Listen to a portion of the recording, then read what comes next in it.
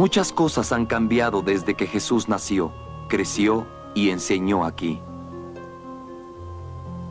Pero en esta tierra aún se siente su presencia, aún se escuchan ecos del mundo que él conoció. Exceptuando sus últimos días, pasó su vida en pueblos y villas del campo entre gente que vivía cercana a la tierra. Fue un judío entre judíos. La vida de Jesús fue breve, poco más de 30 años, pero estuvo llena de tanto significado que sigue siendo el parámetro con el cual medimos el tiempo mismo. La historia de esta vida ha inspirado a pintores, escultores, artistas y cineastas a través de los tiempos y en todas partes del mundo. Las facciones que se le han asignado son imaginarias, filtradas a través de los prismas de sus propios tiempos y culturas. Ninguno de ellos supo cómo fue Jesús, cuál fue su estatura, o cómo se destacaba su figura cuando caminó por los caminos y polvosas calles de Galilea y Judea. Así, en nuestra mente, podemos escoger entre una mano delicada levantada al bendecir o una toscamente esbozada, un rostro amable de ojos gentiles o un rostro apasionado con ojos fulgurantes, una figura delgada o una poderosa.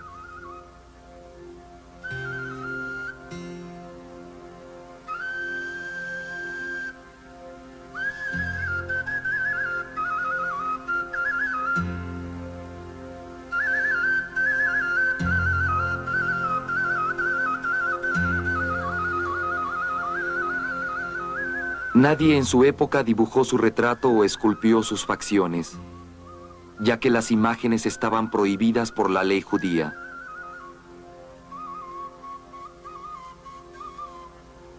Ninguna de las personas que lo conocieron jamás lo describieron.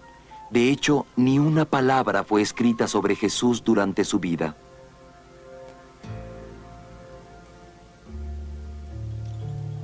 Casi todo lo que sabemos de su vida viene de la pluma de 4 hombres inspirados, quienes escribieron mucho después de su muerte. Los conocemos como Mateo, Marcos, Lucas y finalmente Juan. Ellos escribieron en griego aun cuando Jesús probablemente hablaba arameo, el lenguaje de su pueblo. Cada uno de ellos narró la historia en forma diferente, pero una vez unidos, este cuarteto de sencillos pero vívidos escritos forman la épica más influyente de todos los tiempos. ¿Y el mundo en el cual tuvo lugar esta épica? Los arqueólogos trabajan para saber más sobre él.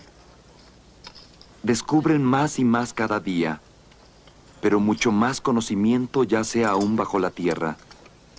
Esta excavación cerca de Jerusalén ha revelado una villa de agricultores. Los científicos cavan y buscan entre trozos de alfarería, vidrio y metal para descifrar qué tipo de villa era y para comprender qué clase de gente vivió aquí cuando Jesús caminó por estas tierras. Pero la arqueología provee tan solo algunas claves. Muchas más vienen de algunas de las personas que viven aquí ahora, conservando sus antiguas costumbres. De sus vidas vemos sombras del pasado reflejadas en el presente. Mucho se sabe ahora, y de ese conocimiento, de la tierra y de la gente que ahí vive, podemos obtener nuevas perspectivas y quizá una mejor comprensión de Jesús y su tiempo. Jesús y su tiempo.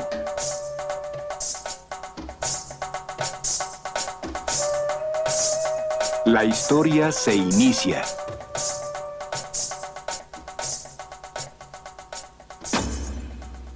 En aquellos días fue proclamado un decreto de César Augusto que ordenaba que toda la población fuera censada. Cada uno fue a ser censado en su ciudad. Cuando el emperador hablaba, la gente obedecía. Desde Roma, César Augusto dominaba un vasto imperio. Se extendía desde el norte de Europa hasta Grecia, Asia Menor, el norte de África y el Medio Oriente. El mar Mediterráneo era un lago romano. En su costa oriental estaba la diminuta tierra de Palestina. Los antiguos griegos le dieron el nombre por los filisteos que alguna vez vivieron a lo largo de la costa. Aún siendo pequeña, Palestina era un corredor estratégico entre las grandes potencias políticas. Todos los que buscaron construir imperios conquistaron y sometieron esta tierra. Los asirios, babilonios, persas, Alejandro el Grande, los ptolomitas de Egipto, los seleucides de Siria. Durante más de 1000 años, la tierra prometida por Dios al pueblo de Israel había sido un campo de batalla. Ahora la gobernaba Roma. El poderoso imperio construido por César Augusto estaba financiado por el sistema de impuestos más sofisticado que se haya visto en el mundo.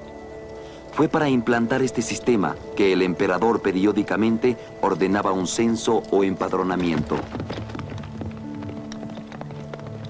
Y José también fue desde Galilea, desde la ciudad de Nazaret, a Judea, a la ciudad de David que es llamada Belén, porque él era de la casa y linaje de David, a empadronarse con María, su prometida, que estaba encinta.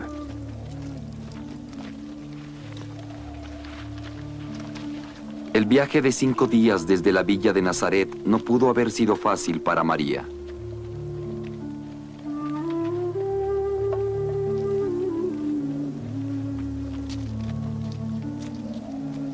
El sol caía a plomo mientras tomaban camino al sur hacia las colinas de Judea. Llevaban comida y agua. Por las noches, exhaustos, María y José probablemente descansaban bajo el techo de algún hospitalario extraño. Era costumbre que los judíos albergaran a los viajeros en sus hogares. Mientras viajaban, María debe haber reflexionado sobre el extraordinario suceso que le había ocurrido cuando descubrió que su hijo sería único. El ángel Gabriel fue enviado por Dios a una ciudad de Galilea llamada Nazaret, a una virgen, prometida con un hombre cuyo nombre era José, de la casa de David. Y el nombre de esa virgen era María. Y él llegó hasta ella y le dijo: Salve, oh favorecida, el Señor es contigo. María estaba prometida a José. Hoy día diríamos que estaban comprometidos en matrimonio.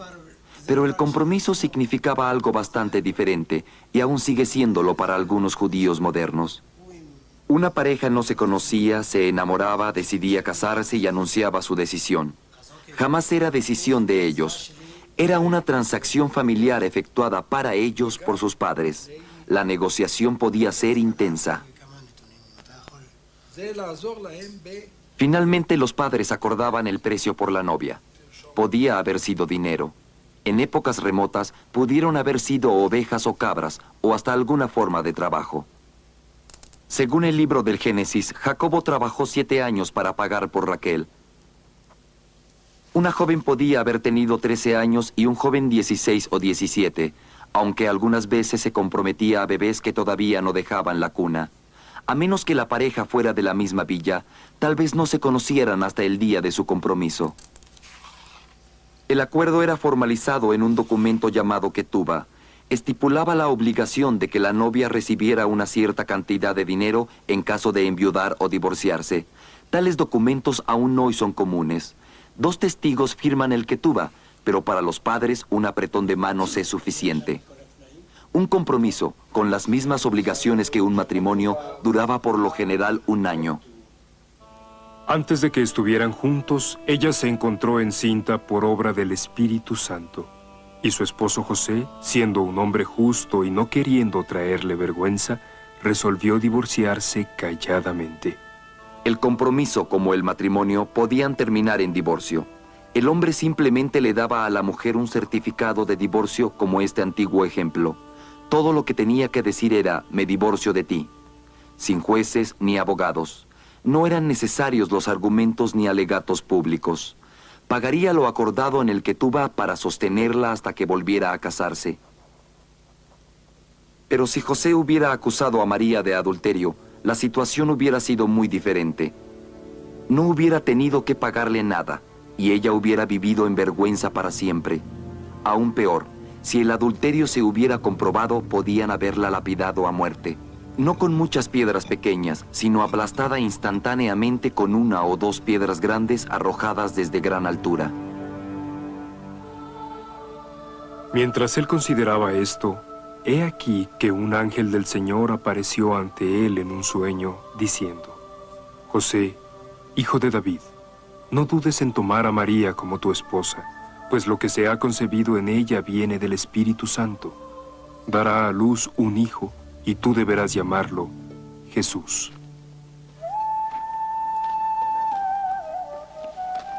José y María se acercaban a Belén, pero con tal cantidad de gente, ¿dónde descansarían? Lucas nos dice: no hubo lugar para ellos en el mesón. La palabra mesón es engañosa. Ese no era un mesón como lo imaginamos ahora. Eran llamados caravanerías y se localizaban a lo largo de las rutas comerciales de importancia. Tenían gruesos muros exteriores y seguros portones como protección contra los bandidos y merodeadores que acechaban en las colinas circundantes. Piense en una caravanería como un motel bíblico, con instalaciones de primera, segunda y tercera clase. Las habitaciones de arriba se reservaban para aquellos que podían pagarlas, tal vez los mercaderes a cargo de las caravanas. Por un poco menos, las terrazas de las habitaciones superiores podían dividirse con mantas o algo similar, ofreciendo algo de privacidad.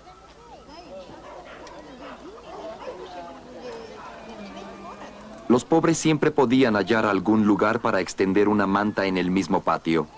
Pero esto era entre los camellos y los burros con sus conductores. Y esa noche el lugar debe haber estado especialmente saturado. Ciertamente no un buen lugar para María, que estaba próxima a dar a luz.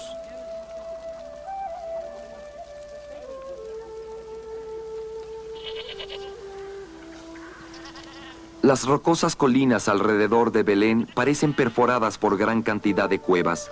Si el clima era malo, los pastores protegían, alimentaban y daban de beber a sus animales en ellas. Muchas de las cuevas tenían pesebres, artesas de alimentación esculpidas de la piedra misma. ¿Acaso José y María se refugiaron en alguna de esas cuevas? La verdad es que nadie sabe exactamente en dónde nació Jesús.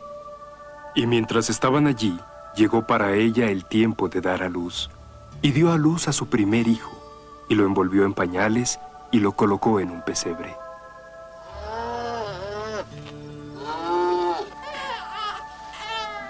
El recién nacido debió haber sido lavado, frotado con sal para evitar infecciones y arropado con pañales. Largas tiras de lino para mantener su cuerpo recto. Una vez al día, durante unos 6 meses, el bebé sería descubierto, bañado y suavemente frotado con aceite de oliva o espolvoreado con hojas de mirto pulverizadas y vuelto a cubrir.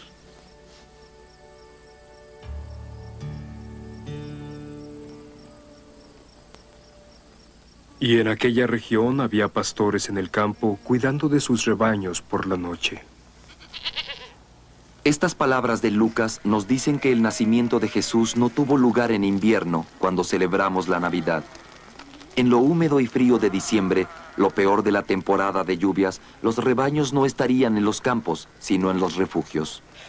Los pastores aún los atienden tal como lo han hecho durante miles de años. Casi nada ha cambiado. Es una vida dura, solitaria. Durante 9 o 10 meses, el pastor vive a la intemperie con su rebaño. Usando un lenguaje de sonidos y palabras, lo guía hacia el forraje y el agua. Es su medio de vida y lo protege con toda su habilidad.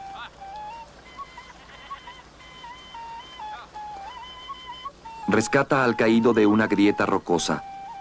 Lleva al débil sobre sus hombros. Y peleará contra otros pastores si tiene que hacerlo para proteger su más preciado recurso, el agua. Por la noche conduce a sus animales hacia un refugio de paredes de piedra, un redil, cercado con espinas.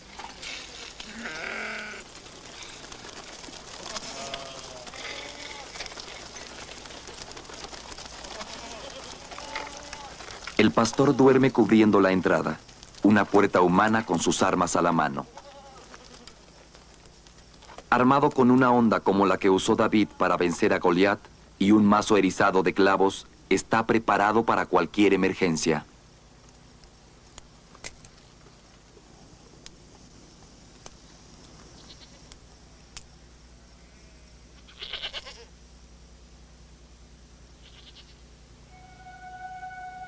Y un ángel del Señor apareció ante ellos, y la gloria del Señor brilló a su alrededor, y se llenaron de miedo. No teman, pues he aquí que les traigo nuevas de la gran alegría que llegará a toda la gente. Y esto será una señal para ustedes. Hallarán a un recién nacido, envuelto en pañales y yaciendo en un pesebre. Y fueron deprisa, y encontraron a María y a José, y al recién nacido yaciendo en un pesebre.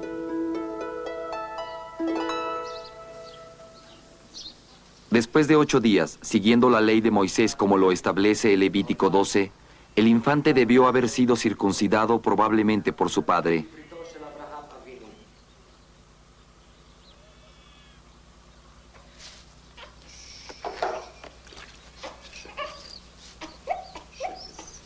José recitaría una bendición que recuerda el antiguo convenio de Dios con Abraham.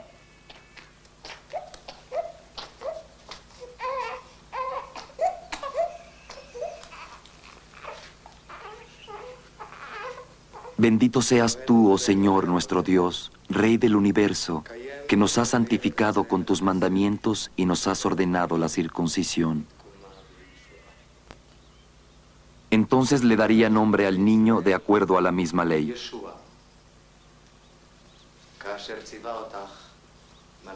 Pasarían 40 días después del nacimiento antes de que María pudiera tomar parte en cualquier ritual religioso.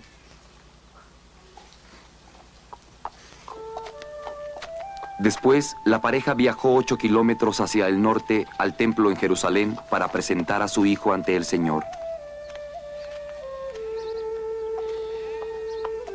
Antes de entrar al gran atrio del templo, María y José se habrían purificado por la inmersión en un baño ritual llamado mikvah. José habría ido con alguien dedicado a intercambiar moneda para cambiar las que llevara por ciclos tirios. Las monedas de plata acuñadas en la ciudad de Tiro eran las únicas aceptadas en el templo. Después compraría el animal que sería sacrificado en el altar. El sacrificio era el propósito central del templo. Se realizaba en solemne afirmación de que toda vida pertenecía a Dios. Este sacrificio tenía aún otro significado. José redimiría la vida de su primogénito con la vida de un animal, tal como Abraham redimió la de su hijo Isaac con un carnero tanto tiempo atrás. Si José hubiera sido un hombre rico, hubiera comprado una oveja o una cabra para el sacrificio. En su lugar, la ley permitía 2 tórtolas o pichones jóvenes.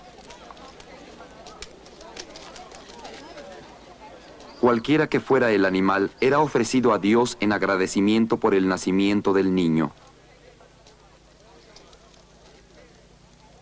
Cuando Jesús nació en Belén de Judea, en el tiempo de Herodes el rey, se cuenta que llegaron hombres sabios desde el oriente a Jerusalén, diciendo: ¿Dónde está el que ha nacido rey de los judíos? Pues hemos visto su estrella en el oriente y hemos venido para adorarle. Hombres sabios del oriente, nos dice Mateo. Épocas posteriores los han llamado reyes y los han vestido finamente. Su número ha sido calculado entre 3 y 12. Aún se les ha dado nombres: Gaspar, Melchor y Baltasar. Pero todo lo que en realidad se nos dice es que llegaron del oriente, probablemente Arabia, Persia o incluso la India. También son llamados magi, la palabra raíz de mago. Eran adivinos, profetas y astrólogos muy respetados en sus propias tierras. Tales hombres estudiaban el cielo nocturno en busca de profecías o eventos importantes. ¿Qué fue lo que observaron? ¿Qué los hizo emprender esa larga jornada? ¿Un cometa? El cometa Halley pasó cerca de la Tierra en el año 12 a.C. ¿Una supernova? Ningún observador del cielo en esos tiempos registró tan monumental evento. ¿Una conjunción planetaria? En el año 7 a.C., Júpiter y Saturno estuvieron en la misma línea visual desde la Tierra 3 veces, y debieron verse excepcionalmente brillantes. Pero ¿no fue el 7 a.C., 7 años antes del nacimiento de Jesús? ¿No medimos nuestro tiempo a partir del nacimiento de Jesús? En teoría sí, pero de hecho, nuestro calendario moderno no fue inventado sino hasta 6 siglos más tarde por un monje estudioso. Hoy día, los científicos calculan que tuvo un error de cerca de 7 años. Hay aún otra evidencia. Sabemos que el rey Herodes el Grande, ante el cual fueron llamados los magos, murió en el año 4 a.C. Y sabemos que su muerte sucedió probablemente 2 o 3 años después del nacimiento de Jesús. Así que podemos estar más o menos seguros de que Jesús nació realmente en el año 6 o 7 antes de nuestra era. Esto significa que la conjunción planetaria sucedió al menos en el período de tiempo correcto. O tal vez la misteriosa estrella de Belén fue una señal visible tan solo para esos hombres. Entonces Herodes llamó a los hombres sabios en secreto y averiguó de ellos el tiempo en que apareció la estrella. Acerca del rey Herodes el Grande no se necesita especulación. Es un personaje de la historia bien documentado. Pero si hubo algún retrato o escultura de él hechas en su tiempo, ya ninguna existe. Hay que imaginar su rabia cuando esos forasteros llegaron preguntando por el nuevo rey de los judíos. Herodes era el rey de los judíos y no cedería ante ningún otro. Herodes el Grande había peleado arduamente por su trono. Su padre había sido gobernador de Idumea hacia el sur y un favorito de Julio César. Desde joven, Herodes mismo había desempeñado varios puestos bajo el gobierno romano. La segunda de sus 10 esposas era una princesa de la familia real judía gobernante. Era todo un maestro de los ataques políticos internos. A la edad de 35 años había sido nombrado rey de los judíos por el Senado romano gracias al patrocinio de las 3 personas más poderosas del mundo. Marco Antonio, gobernante de los dominios orientales de Roma. Su amante, Cleopatra, reina de Egipto. Y Octavio, el hijo adoptivo de Julio César, entonces gobernante de los dominios occidentales de Roma. Pero Herodes era solo rey de nombre. Antes de poder reclamar el trono, tenía que tomarlo del títere reinante instalado por un imperio rival del Oriente. Le costó 3 años de sangrienta guerra civil y la ayuda de las tropas romanas y sirias. Pero triunfó. Jerusalén fue casi destruida en la batalla final. Herodes no fue bienvenido por sus nuevos súbditos. Estaba asentado en el libro del Deuteronomio. No podrás tener por rey a un extranjero.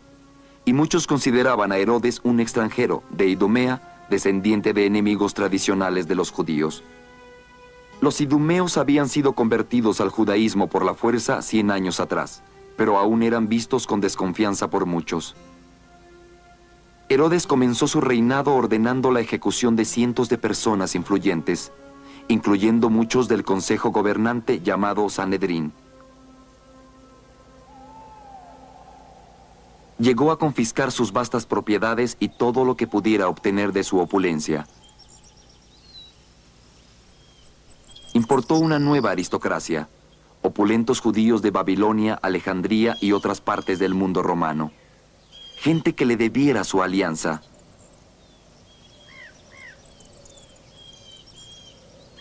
Sobre todo, Herodes necesitaba un aliado en la poderosa posición de gran sacerdote del templo, el supremo dirigente religioso en una tierra donde la ley religiosa era la única ley que la mayoría de la gente respetaba.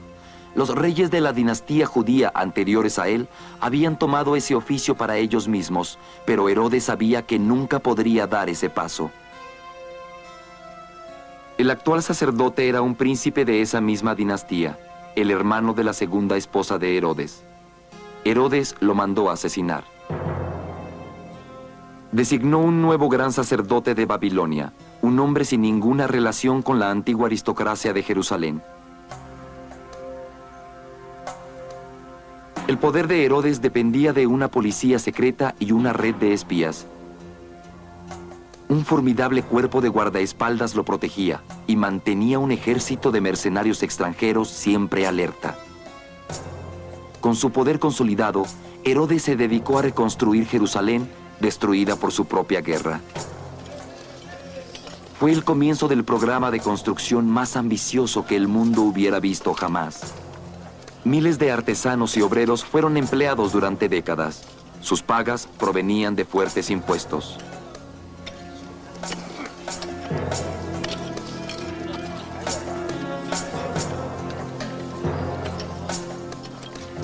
Se reconstruyeron las murallas de la ciudad. Una nueva fortaleza se erigía sobre el antiguo templo, opacándolo con su romana majestad. La llamó Antonia, en honor de Marco Antonio.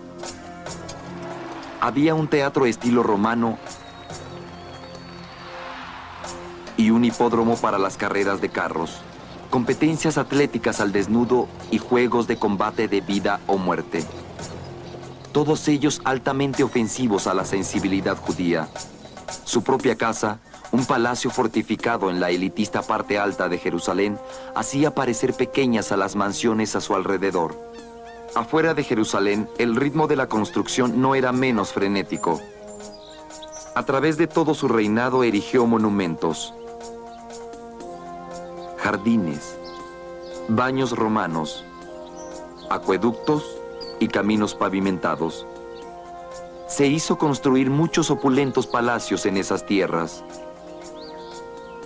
Uno estaba en el cráter de esta montaña de forma volcánica, pero este no es un volcán. Un cerro cercano fue demolido parcialmente como material para crear un cono escarpado y liso, inescalable por algún enemigo. Había solo un camino hacia arriba, una escalera de piedra por adentro de la montaña. El camino que la rodea es una adición moderna. Dentro del cráter había un enorme palacio con patios columnados y grandes extensiones. Tenía suficiente agua y alimentos para mantener un ejército durante meses. Llamó a este complejo el Herodium, en honor a sí mismo. Fue tan solo una de la cadena de fortalezas que protegían a Judea en sus fronteras del sur y del este. Otro eslabón de esa cadena era la inexpugnable Masada. Aquí, sobre una roca aislada que se levanta a unos 400 metros sobre el nivel del Mar Muerto, Herodes tenía no uno, sino dos lujosos palacios. Rodeando el borde de la meseta había una muralla de tal espesor que contenía habitaciones. En la punta norte estaba el retiro personal de Herodes, el palacio colgante. Estaba construido en 3 niveles cortados sobre la cara del acantilado. En la cima, el palacio principal completo, con baños estilo romano. Abajo había pabellones columnados, comedores y áreas de hospedaje. Para proveer agua al complejo, fueron construidas presas en 2 barrancos cercanos. El agua era guiada por medio de canales hasta una cisterna con capacidad de 42.5 millones de litros. El agua era llevada a la cima en recipientes uno a uno por los esclavos. En este encumbrado retiro, Herodes podía vivir lujosamente, a salvo de cualquier ataque.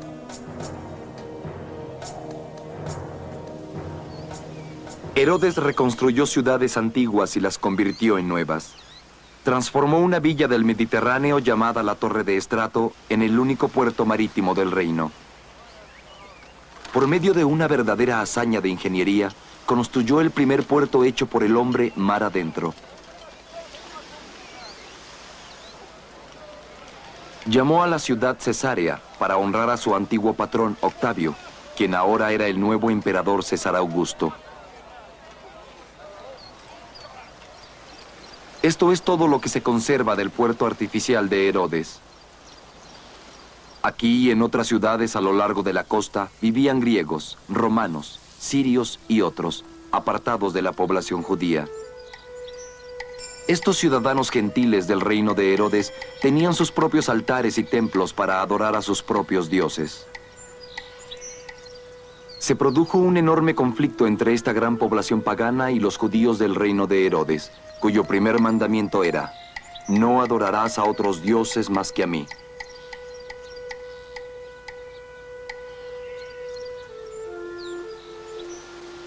Pero ni el mismo Herodes pudo permitir altares paganos en Jerusalén.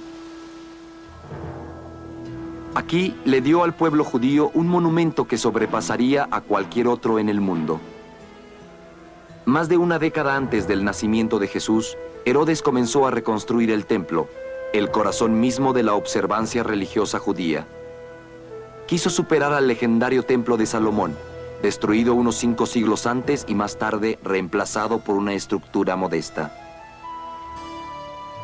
El monte del templo era demasiado pequeño para los grandiosos planes de Herodes, así que lo hizo agrandar construyendo gigantescos muros de contención en los valles fronterizos. Estas piedras son todo lo que queda de la muralla que sostenía la parte occidental del inmenso patio exterior del templo. Cada una pesa varias toneladas. Eran transportadas como pilares redondeados, luego eran rodadas hasta el templo, después eran cortadas en cubos y colocadas en su lugar. Hasta la fecha, este sitio continúa siendo sagrado para los judíos. Con todo, Herodes sabía que era odiado y resentido por muchos. El puñal de un asesino era un peligro siempre latente. Aún algunos de los hijos de Herodes conspiraron para asesinarlo, así que mandó ejecutar a varios de ellos. Al envejecer, veía enemigos en todas partes. Un cambio en Roma podía significar el fin para él, luchando contra una invasión como la que él mismo alguna vez dirigiera. Cualquier revuelta popular, cualquier dirigente carismático podían unir a la gente en su contra. Su poder era lo único que tenía. El Herodes que hallaron los magos era un tirano envejecido, enfermo de cuerpo y mente, enfurecido por sus palabras sobre algún otro rey de los judíos. Y los envió a Belén diciendo: vayan y busquen al niño, y cuando lo encuentren denme aviso para que yo también vaya y lo adore. Cuando hubieron escuchado al rey, se fueron, y oh portento, la estrella que habían visto desde el oriente fue delante de ellos hasta colocarse sobre el lugar donde el niño se encontraba.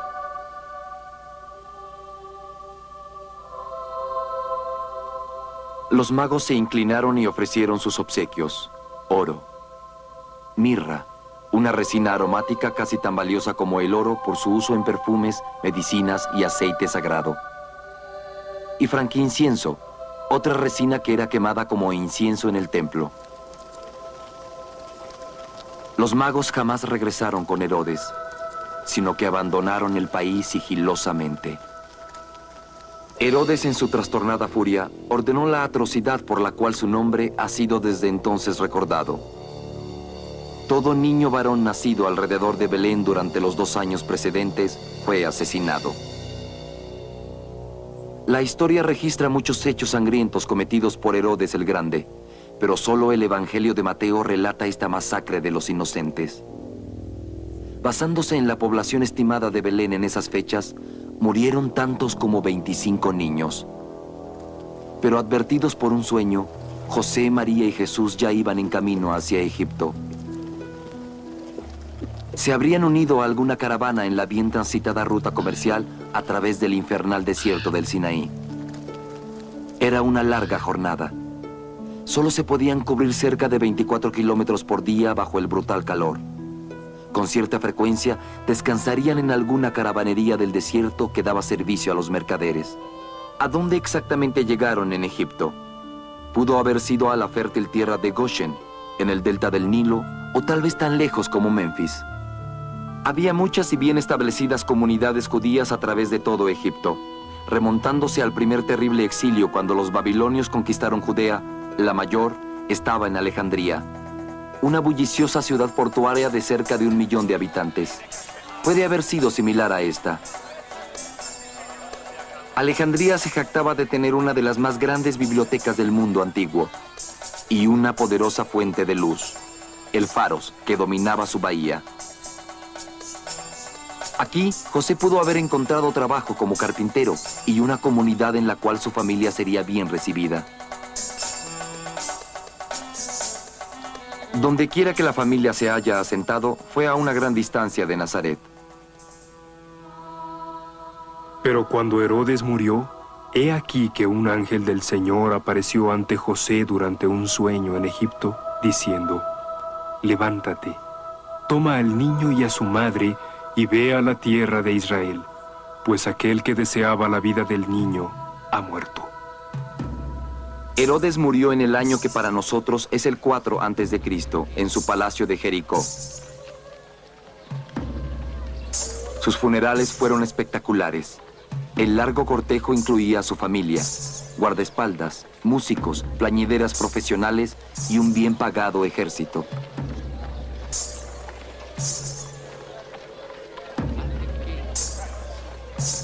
La procesión serpenteó a través de las colinas de Judea por cerca de 30 kilómetros, desde Jericó hasta la gran fortaleza de Herodes, el Herodium. Allí fue enterrado, pero su tumba jamás ha sido descubierta. César Augusto dividió el reino entre los 3 hijos que sobrevivieron a Herodes, pero no le permitió a ninguno de ellos el llamarse rey. Roma ya no quería más reyes de los judíos. Herodes Antipas fue nombrado tetrarca o gobernante sobre Galilea y Perea. Filipo sobre Batanea y Traconítide. Arquelao recibió las ricas pero problemáticas tierras de Samaria, Judea e Idumea. Arquelao fue igualmente brutal que su padre, pero no poseía ninguna de sus habilidades políticas. En el lapso de un mes comenzaron los levantamientos alrededor de Jerusalén, culminando en disturbios durante la semana de Pascua, que fueron furiosamente sometidos por las tropas sirias llamadas por Roma.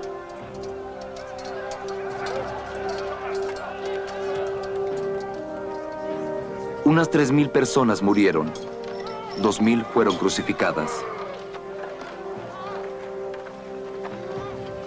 No es de sorprender que José y María evitaran Judea en su camino a Nazaret en Galilea con su pequeño hijo. La campiña de Galilea es rica y hermosa, tanto ahora como lo fue en esos días. La ciudad de Nazaret, por el contrario, ha cambiado mucho desde entonces. Los primeros pobladores construyeron sus hogares sobre la protegida ladera que domina el fértil valle de Jezreel, unos 2000 años antes del nacimiento de Jesús. La vida en la villa no había cambiado mucho durante ese tiempo. El joven Jesús debe haber sentido el abrazo caluroso de este pequeño pueblo agricultor. Al fin en casa, entre los suyos y sus vecinos. Aquí, en esta reconstrucción de una villa del siglo I en el moderno Israel, podemos observar la clase de vida que conoció Jesús mientras crecía. Padres, hijos, adultos solteros, hijos casados y sus esposas vivían todos bajo el mismo techo. Un hogar sencillo con 1 o 2 habitaciones para todo propósito.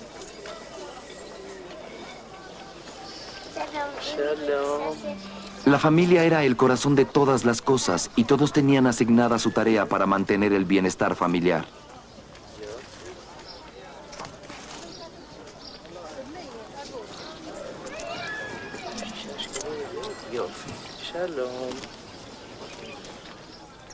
Los pequeños, niños y niñas por igual, ayudaban a sus madres con las tareas de manejar y administrar la casa, desde el amanecer hasta el ocaso.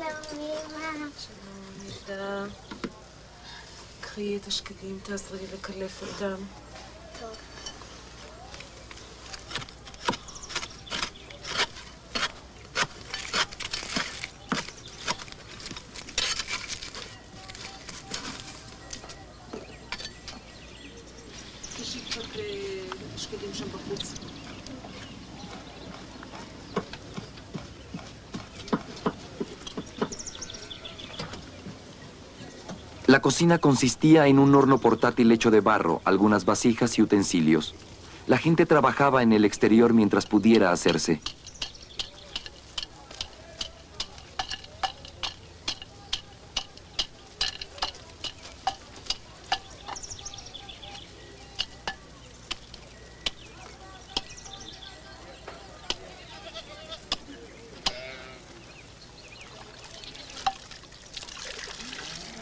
El agua provenía del pozo del pueblo.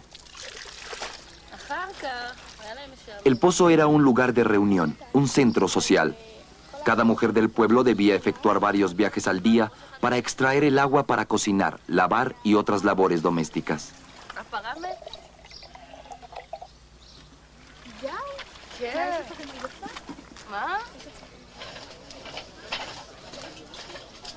Tan pronto como un niño alcanzaba la edad suficiente, comenzaba a aprender el oficio de su padre. Nazaret era conocida como una villa de carpinteros. José era uno de muchos que practicaban este altamente respetado oficio. El taladro de arco era tan solo una de las herramientas que el artesano debía dominar.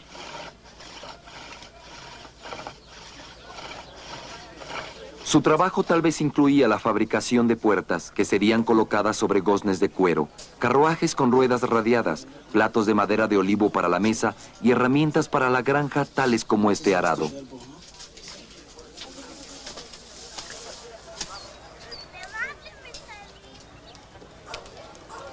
El carpintero llevaba el arado con el herrero de la villa para ser terminado.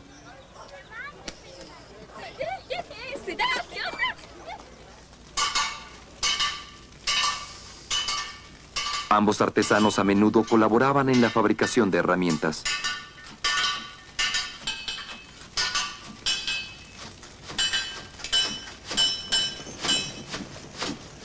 Mientras que un aprendiz mantenía el fuego vivo en la forja, el herrero le daría forma a la reja del arado.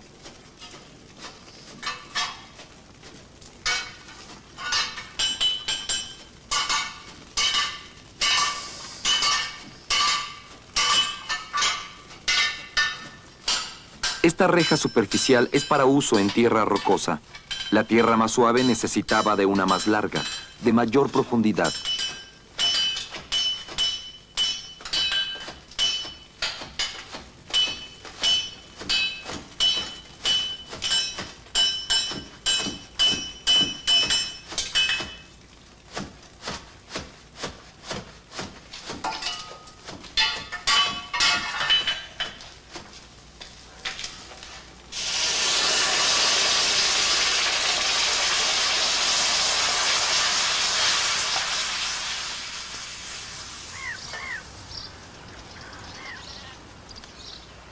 Las mujeres molían el grano a mano, preparando la masa y dejándola reposar para hacer el pan familiar de cada día.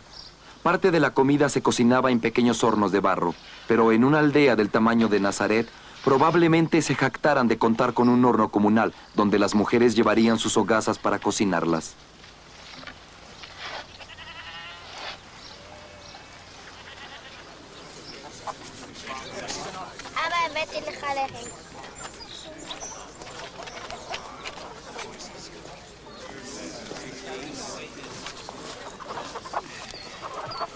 Los obreros y artesanos rara vez recibían dinero dentro de su comunidad. Un alfarero podía cambiar sus productos por carne de ave fresca, un carpintero por una fina canasta. El sistema de trueque era la base de la economía de la aldea.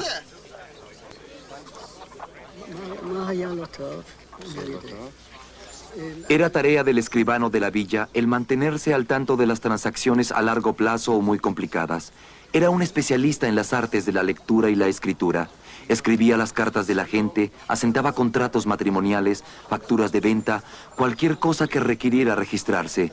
Y fue de un hombre así que Jesús había aprendido a leer y escribir.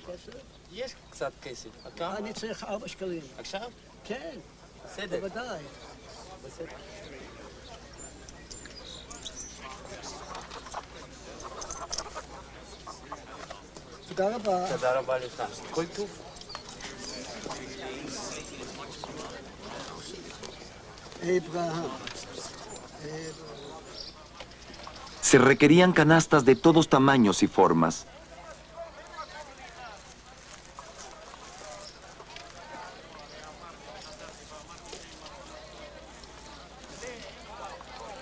Algunas eran tejidas de bejuco, otras de las hebras que crecen entre los racimos de dátiles de las palmeras.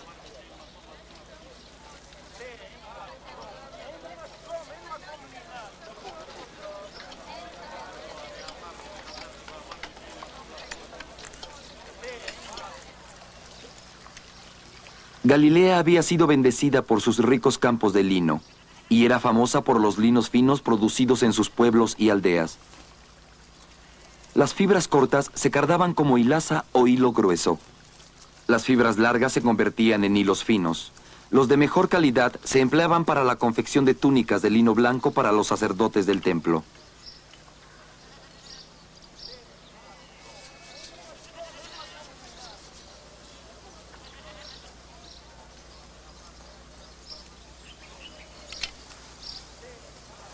Uno a uno, la tejedora pasaba los hilos cruzados a través y los colocaba firmemente en su sitio.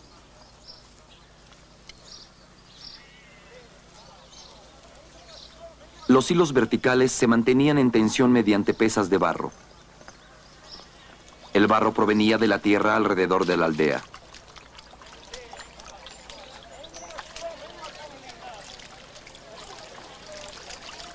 El material en bruto debía ser limpiado y filtrado a través de 3 depósitos de agua.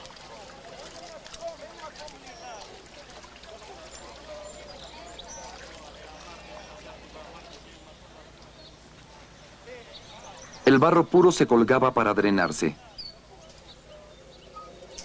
Después el alfarero le daría formas como lámparas de aceite, jarras, ollas de cocina, vasijas, ánforas para el vino.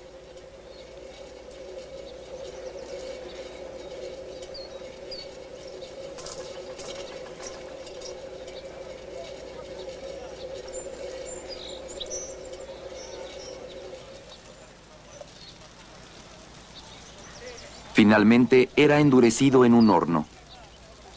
Mucho del trabajo del alfarero era sencillo y utilitario, simples utensilios para satisfacer las necesidades cotidianas.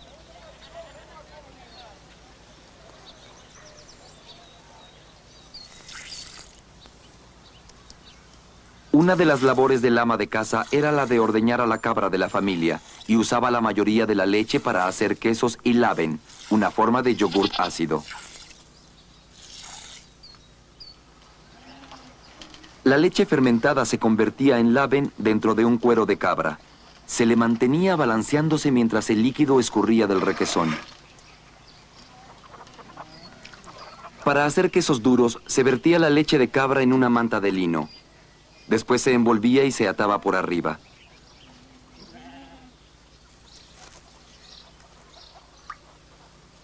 Cuando el suero líquido había sido filtrado, el rico queso estaba listo para la alimentación de la familia.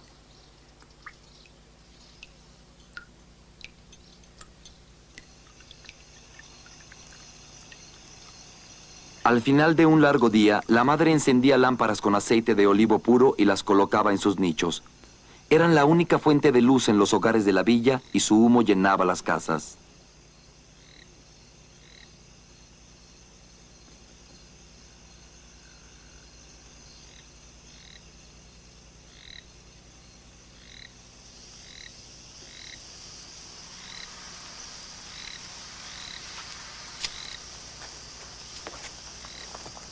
Con clima agradable, la gente de la aldea prefería tomar sus alimentos sobre los techos de sus casas. También dormirían allí cuando pudieran, extendiendo sus mantas a cielo abierto.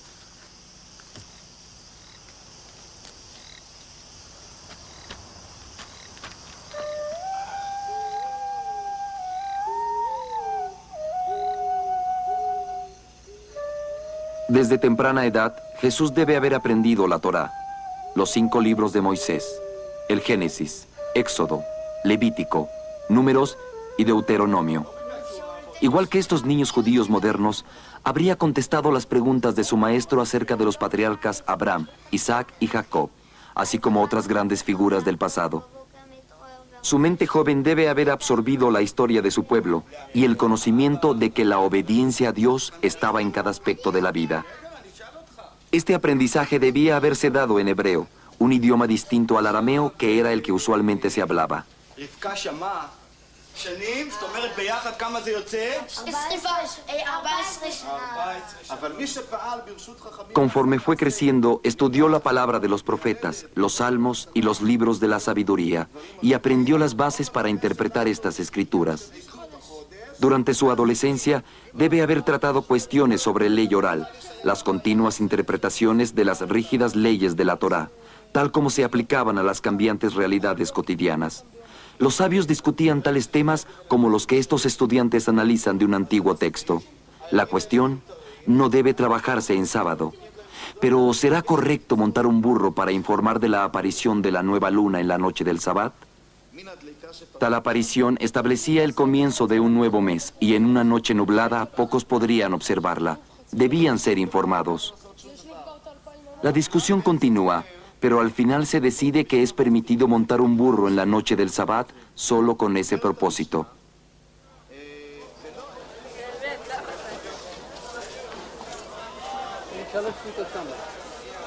La feliz observancia del Sabbat debe haber sido tan importante para Jesús como lo es para los judíos de hoy. Desde el ocaso del viernes hasta el atardecer del sábado, todo trabajo se suspende. En preparación, los compradores se apresuran alrededor del mercado efectuando compras de última hora. Cocinar se considera como trabajo, por lo que todas las comidas del Sabbat deben prepararse previamente. Al irse perdiendo la luz del día, los vendedores se apresuran a cerrar sus tiendas. El mercado gradualmente se torna reverentemente silencioso.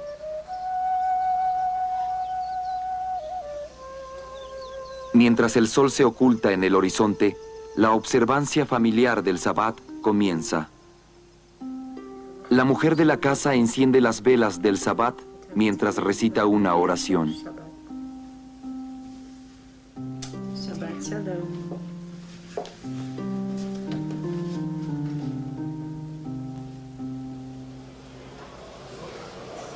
Tal como la gente de esta comunidad, Jesús y sus vecinos se habrían reunido en la sinagoga para leer de las Escrituras, probablemente guiados por los ancianos o los escribas.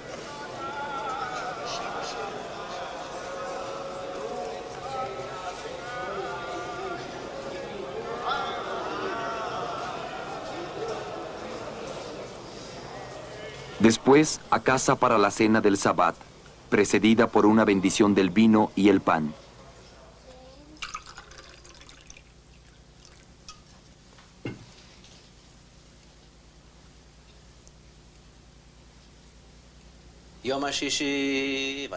Con esta oración, el Kiddush del Sabbat, el patriarca de la familia rememora la tarea de la creación de Dios.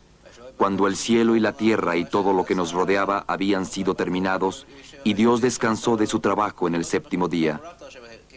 Después continúa dando gracias a Dios por la bendición de haberle dado a su pueblo el día sábado como herencia.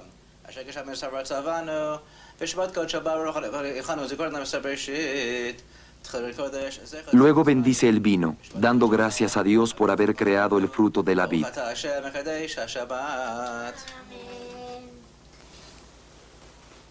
Después bendice el pan, agradeciendo a Dios por los beneficios de la tierra.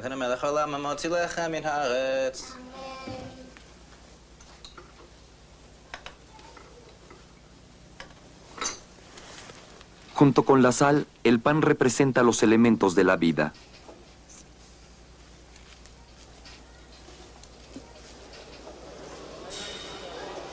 El día sábado en sí mismo es dedicado a la oración y las lecturas de la Torá, los profetas y los salmos.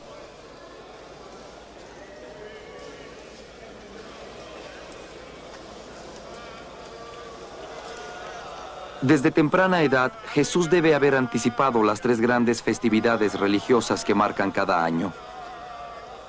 La gente se desplazaba hacia Jerusalén. Hoy día, los judíos oran en el muro occidental, pero cuando vivió Jesús, iban a ofrecer sus sacrificios en el templo. Jesús debe haber esperado estas festividades y peregrinajes. Un festival de varias semanas durante el verano.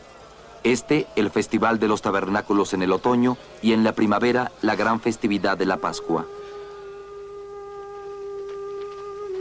Ahora sus padres iban a Jerusalén cada año durante la fiesta de la Pascua, y cuando cumplió 12 años, asistieron de acuerdo a la costumbre.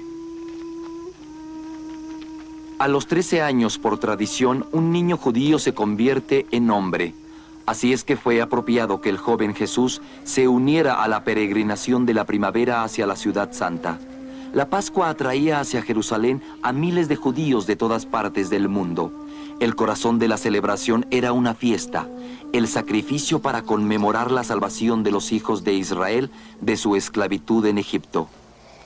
Miles de corderos eran sacrificados en el templo como ofrendas a Dios. Después, la carne asada era consumida durante la fiesta, acompañada de pan sin levadura, tal como lo cocinaron los israelitas en su retirada. Comían hierbas amargas en memoria del sufrimiento del pueblo cuando fueron esclavos del faraón. ¿Por qué es esta noche distinta de las demás?, preguntaría un joven.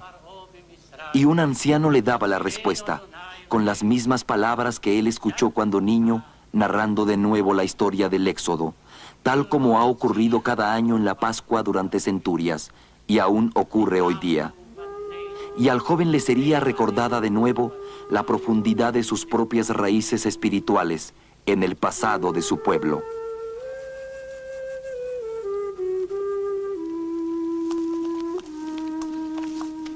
Cuando la festividad hubo concluido, mientras regresaban, el niño Jesús se quedó atrás en Jerusalén. Sus padres no lo sabían. Pensando que venía en la caravana, concluyeron otra jornada de un día y lo buscaron entre sus parientes y conocidos. Cuando no lo hallaron, regresaron a Jerusalén en su búsqueda.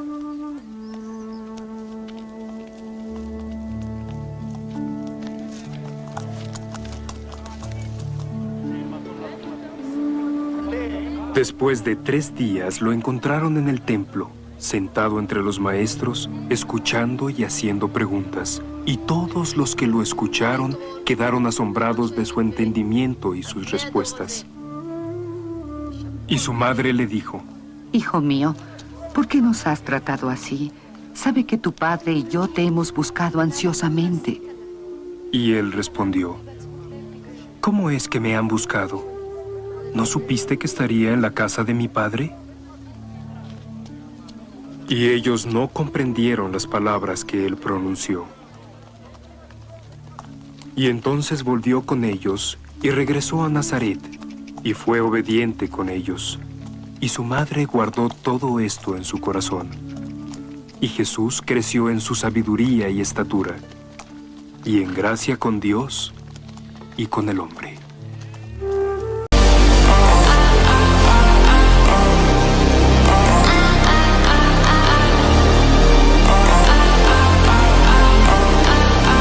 Durante miles de años, casi nada ha cambiado. Es una vida dura, solitaria. Durante 9 o 10 meses, el pastor vive a la intemperie con su rebaño. Usando un lenguaje de sonidos y palabras, lo guía hacia el forraje y el agua. Es su medio de vida y lo protege con toda su habilidad.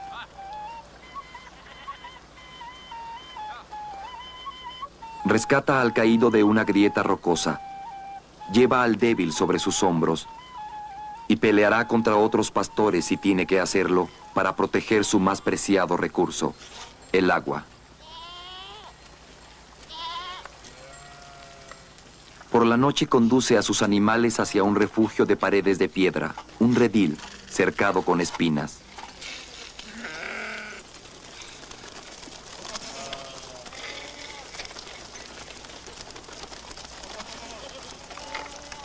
El pastor duerme cubriendo la entrada, una puerta humana con sus armas a la mano.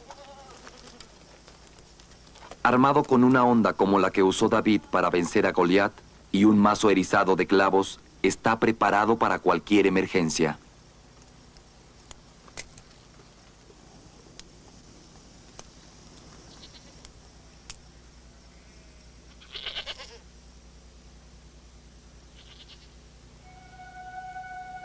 Y un ángel del Señor apareció ante ellos, y la gloria del Señor brilló a su alrededor, y se llenaron de miedo. No teman, Pues he aquí que les traigo nuevas de la gran alegría que llegará a toda la gente. Y esto será una señal para ustedes. Hallarán a un recién nacido, envuelto en pañales y yaciendo en un pesebre. Y fueron deprisa, y encontraron a María y a José, y al recién nacido yaciendo en un pesebre.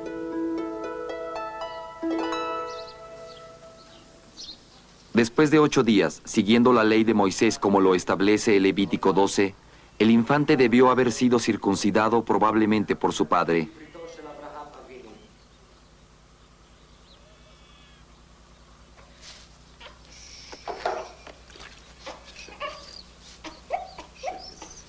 José recitaría una bendición que recuerda el antiguo convenio de Dios con Abraham.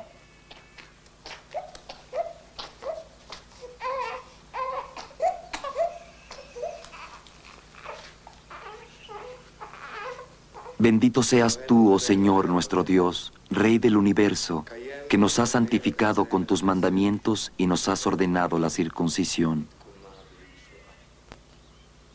Entonces le daría nombre al niño de acuerdo a la misma ley.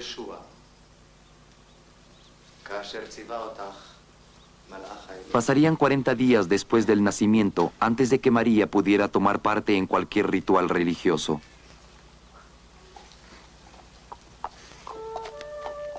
Después, la pareja viajó 8 kilómetros hacia el norte al templo en Jerusalén para presentar a su hijo ante el Señor. Antes de entrar al gran atrio del templo, María y José se habrían purificado por la inmersión .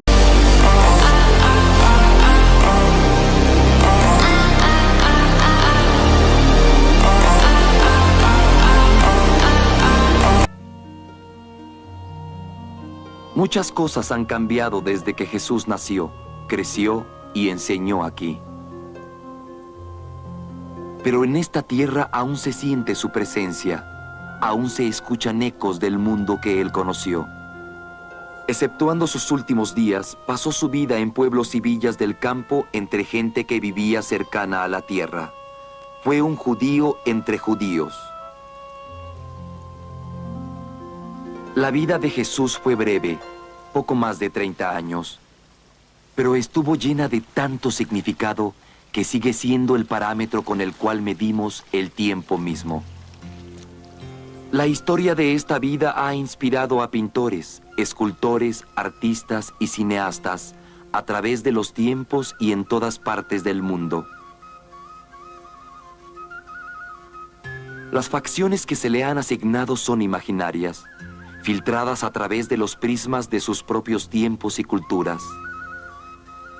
Ninguno de ellos supo cómo fue Jesús, cuál fue su estatura, o cómo se destacaba su figura cuando caminó por los caminos y polvosas calles de Galilea y Judea. Así, en nuestra mente, podemos escoger entre una mano delicada levantada al bendecir o una toscamente esbozada, un rostro amable de ojos gentiles o un rostro apasionado con ojos fulgurantes, una figura delgada o una poderosa.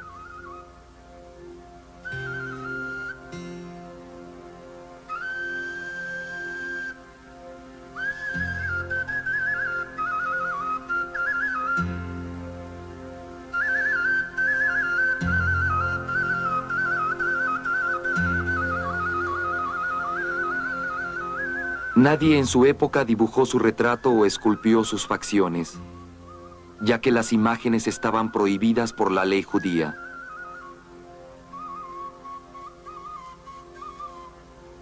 Ninguna de las personas que lo conocieron jamás lo describieron.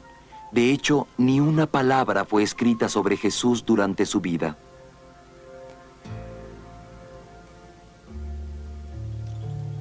Casi todo lo que sabemos de su vida viene de la pluma de 4 hombres inspirados, quienes escribieron mucho después de su muerte. Los conocemos como Mateo, Marcos, Lucas y finalmente Juan. Ellos escribieron en griego aun cuando Jesús probablemente hablaba arameo, el lenguaje de su pueblo. Cada uno de ellos narró la historia en forma diferente, pero una vez unidos, este cuarteto de sencillos pero vívidos escritos forman la épica más influyente de todos los tiempos. ¿Y el mundo en el cual tuvo lugar esta épica? Los arqueólogos trabajan para saber más sobre él. Descubren más y más cada día, pero mucho más conocimiento yace aún bajo la tierra. Esta excavación cerca de José, hijo de David, no dudes en tomar a María como tu esposa, pues lo que se ha concebido en ella viene del Espíritu Santo. Dará a luz un hijo, y tú deberás llamarlo Jesús.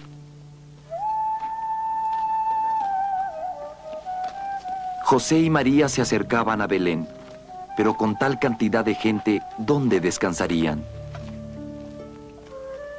Lucas nos dice, no hubo lugar para ellos en el mesón. La palabra mesón es engañosa. Ese no era un mesón como lo imaginamos ahora. Eran llamados caravanerías y se localizaban a lo largo de las rutas comerciales de importancia. Tenían gruesos muros exteriores y seguros portones como protección contra los bandidos y merodeadores que acechaban en las colinas circundantes. Piense en una caravanería como un motel bíblico, con instalaciones de primera, segunda y tercera clase. Las habitaciones de arriba se reservaban para aquellos que podían pagarlas, tal vez los mercaderes a cargo de las caravanas. Por un poco menos, las terrazas de las habitaciones superiores podían dividirse con mantas o algo similar, ofreciendo algo de privacidad.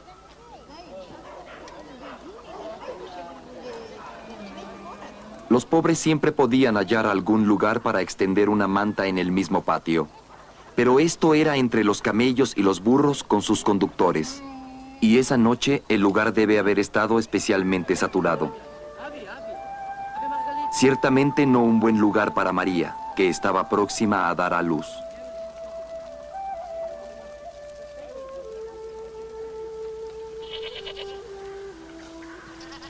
Las rocosas colinas alrededor de Belén parecen perforadas por gran cantidad de cuevas. Si el clima era malo, los pastores protegían, alimentaban y daban de beber a sus animales en ellas. Muchas de las cuevas tenían pesebres, artesas de alimentación esculpidas de la piedra misma. ¿Acaso José y María se refugiaron en alguna de esas cuevas? La verdad es que nadie sabe exactamente en dónde nació Jesús. Y mientras estaban allí, llegó para ella el tiempo de dar a luz, y dio a luz a su primer hijo, y lo envolvió en pañales y lo colocó en un pesebre.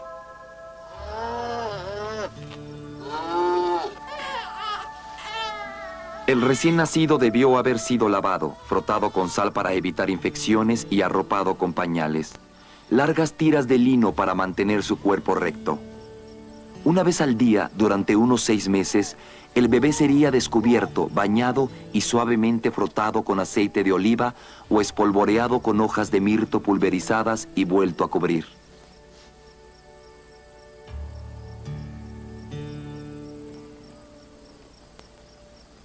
Y en aquella región había pastores en el campo cuidando de sus rebaños por la noche.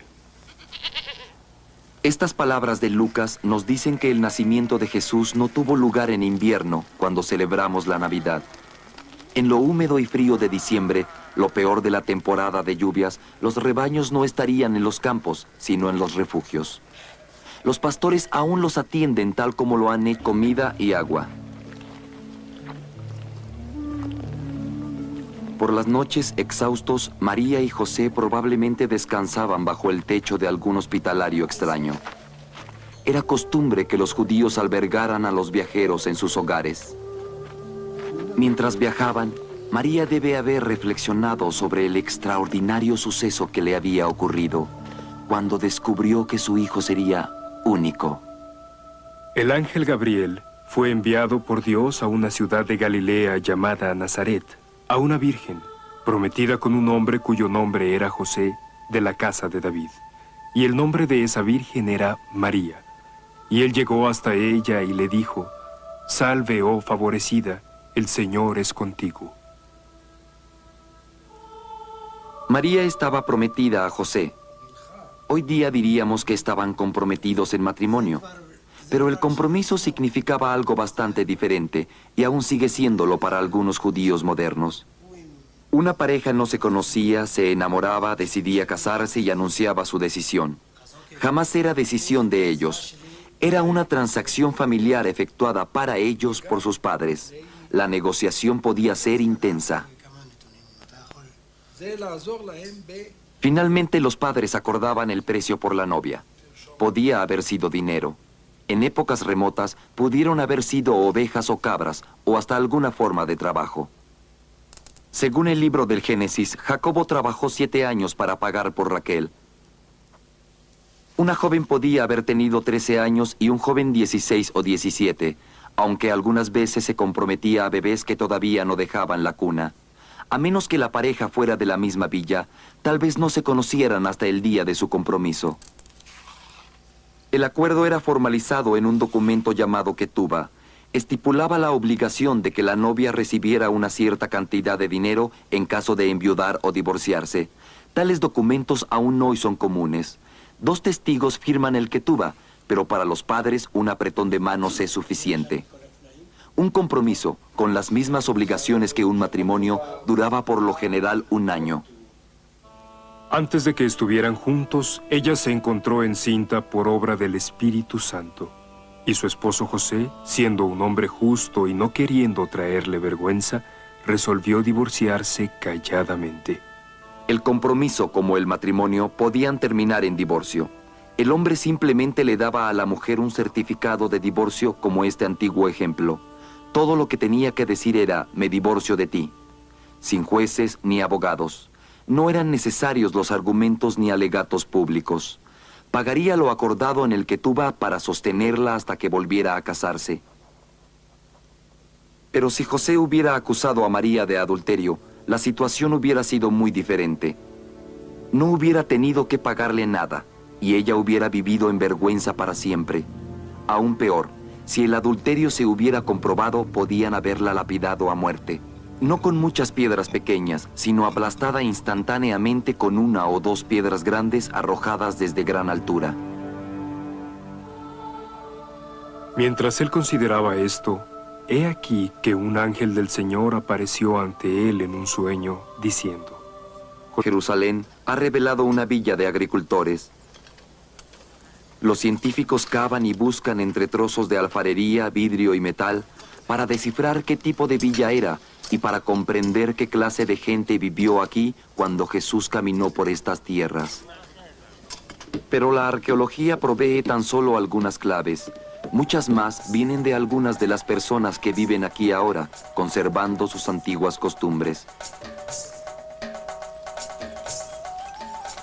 De sus vidas vemos sombras del pasado reflejadas en el presente. Mucho se sabe ahora, y de ese conocimiento, de la tierra y de la gente que ahí vive, podemos obtener nuevas perspectivas y quizá una mejor comprensión de Jesús y su tiempo. Jesús y su tiempo.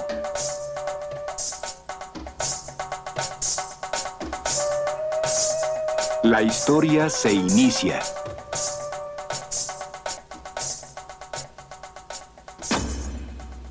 En aquellos días fue proclamado un decreto de César Augusto que ordenaba que toda la población fuera censada.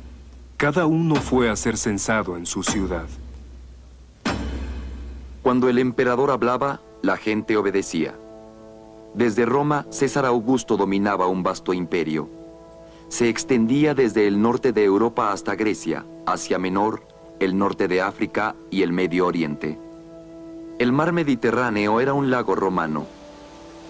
En su costa oriental estaba la diminuta tierra de Palestina. Los antiguos griegos le dieron el nombre por los filisteos que alguna vez vivieron a lo largo de la costa. Aún siendo pequeña, Palestina era un corredor estratégico entre las grandes potencias políticas. Todos los que buscaron construir imperios conquistaron y sometieron esta tierra.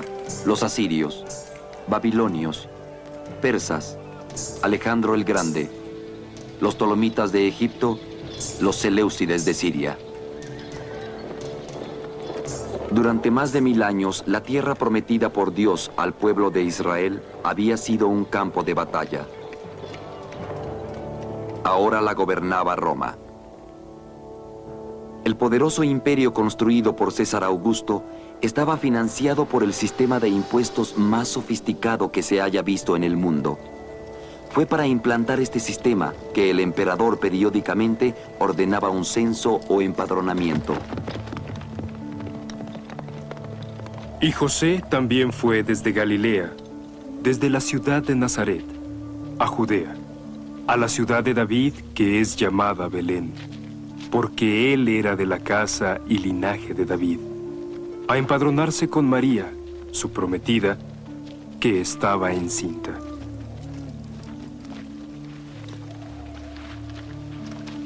El viaje de 5 días desde la villa de Nazaret no pudo haber sido fácil para María.